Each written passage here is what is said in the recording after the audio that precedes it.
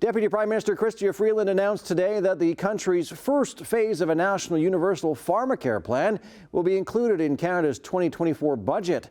Maria Saru was at the press conference in Toronto and has the story. Two Canadian ministers, along with advocates, reaffirmed today the federal government's dedication to implement a national pharmacare plan. People shouldn't have to choose between paying for their medication and putting food on the table. Unfortunately, many are still forced to make this impossible decision.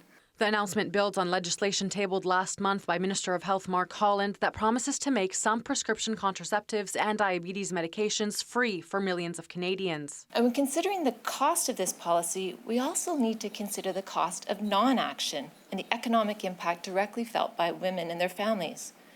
The direct cost of unintended pregnancy in Canada is estimated to be at least $320 million. On February 29, Holland said the price tag of the federal pharmacare program is expected to be an estimated $1.5 billion annually. The total cost will likely ramp up over time. When asked about the flip-flop, Freeland said she would not speak to costs and fiscal framework. I am here today, though, to emphasize that this is something we're committed to. It's something that we are going to do. It's something that is going to happen. The bill will still have to go through a legislative process and pass before the next election. Today's announcement took place in Toronto's Snowden Pharmacy, which is one of the oldest in the country, and the Annex neighbourhood, which is Minister Freeland's home riding. But the success of this ambitious plan depends on the cooperation of the provinces and territories. In Ontario, the Progressive Conservative government has pushed back against pressure to expand access to free birth control. Freeland said she's hopeful, but didn't describe exactly how the federal government intends to convince provinces and territories to support the plan. I've been thinking back to early learning and childcare.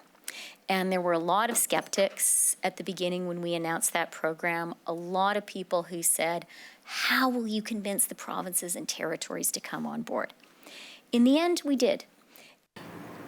The price tag on the national pharmacare plan will be released when the federal government presents its budget on April 16. Back to you.